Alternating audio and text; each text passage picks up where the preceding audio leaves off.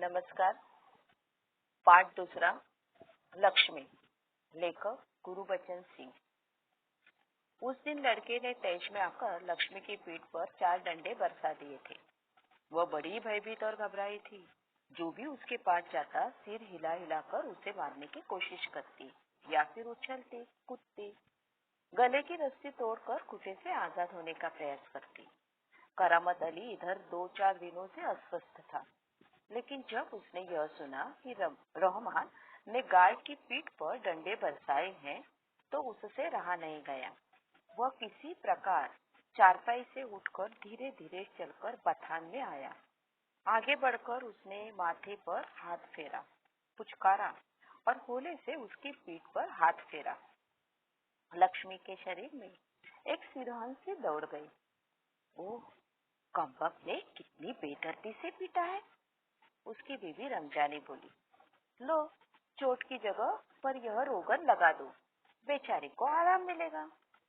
करामत अली गुस्से में बोला, क्या अच्छा हो अगर इसी लाठी से तुम्हारे रहमान के दोनों हाथ तोड़ दिए जाएं। कहीं इस तरह पीटा जाता है?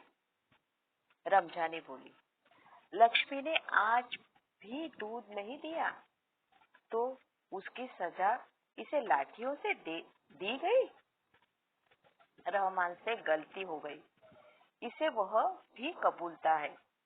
रमजानी कुछ क्षण खड़ी रही, फिर वहां से हटती हुई बोली, देखो अपना ख्याल रखो। पाग इधर उधर गया तो कमर सिकवाते रहोगे। करामत अली ने फिर प्यार से लक्ष्मी की पीठ सहलाई।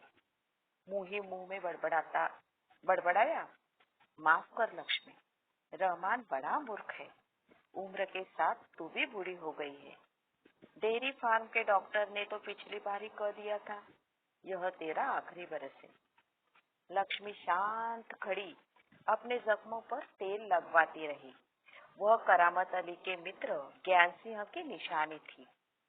ज्ञान सिंह और करामत अली एक दूसरे के पड़ोसी तो थे ही, वे कारखाने में एक ही विभाग में काम करते थे।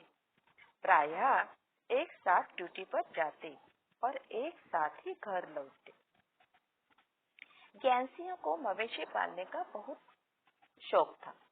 प्रायः उसके घर के दरवाजे पर भैंस या गाय बंधी रहती। 3 बरस पहले उसने एक जर्सी गाय खरीदी थी। उसका नाम उसने लक्ष्मी रखा था। अधेड़ उम्र की लक्ष्मी इतना दूध देती थी कि उससे घर की जरूरत पूरे हो जाने के बाद बाकी दूध गली के कुछ घरों में चला जाता था। दूध बेचना ज्ञान सिंह का धंधा नहीं था, केवल गाय को चारा और दर्रा आदि देने के लिए कुछ पैसे जुटा लेता था। नौकरी के अवकाश के बाद ज्ञान सिंह को कंपनी का वह मकान खाली करना था। समस्या थी तो लक्ष्मी की। वह लक्ष्मी को किसी भी हालत में बेच नहीं सकता था। उसे अपने साथ ले जाना भी संभव नहीं था। जब अवकाश में 10-15 दिन ही रह गए तो करामत अली से कहा, मियां, अगर लक्ष्मी को तुम्हें सौंप दूं तो क्या तुम उसे स्वीकार करोगे? मियां करामत अली ने कहा, नेकी और पूछ-पूछ, भला इससे बड़ी खुशनसीबी मेरे लिए और क्या हो सकती है? करामत अली पिछले 1 वर्ष से उसी गाय की सेवा करता चला जा रहा था। गाय की देखभाल में कोई कसर नहीं छोड़ रखी थी। करामत अली को लक्ष्मी की पीठ पर रोगन लगाने के बाद भी इत्मीनान नहीं हुआ। वह उसके सिर पर हाथ फेरता रहा। लक्ष्मी स्थिर खड़ी उसकी ओर जिज्ञासापूर्ण दृष्टि से देखती रही। करामत अली को लगा जैसे लक्ष्मी कहना चाहती हो, यदि मैं तुम्हारे काम नहीं हूँ तो मुझे आजाद कर दो, मैं यह घर छोड़कर कहीं चली जाऊंगी। करामत अली ड्यूटी पर जाने की तैयारी में था।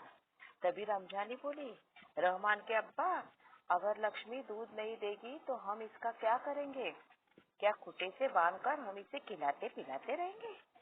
जानवर है, बंदा है तो इसे खिलाना पिलाना तो पड़ेगा ही। जानते हो, इस महंगाई के जमाने में सिर्फ सादा चारा देने में ही 300-350 महीनों का खर्चा है। सो तो है, कहते हुए करामत अली आगे कुछ नहीं बोला। घर से निकलकर कारखाने की तरफ हो लिया। रास्ते में वह रमजानी की बात पर विचार कर रहा था।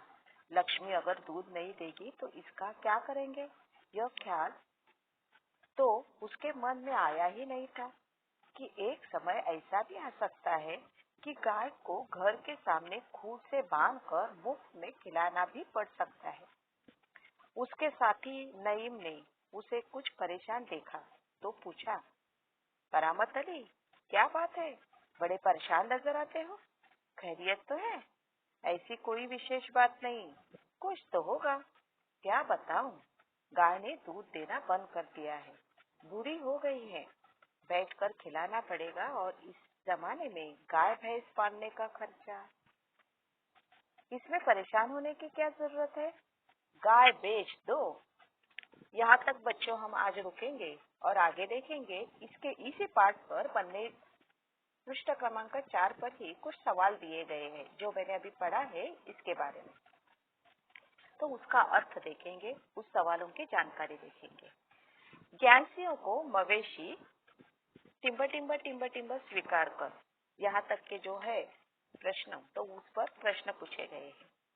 परिच्छेद से प्राप्त ज्ञान से संबंधी जानकारी, कौन कौन सी जानकारी आती है? ए, मवेशी पालने का शौक था, दूध बेचना उसका व्यवसाय न था, अवकाश में 10-15 दिन रहे थे, और चौथा है कंपनी के मकान में रहते थे। यह है ज्ञान सिंह की जानकारी। आगे देखिए, उत्तर लिखिए।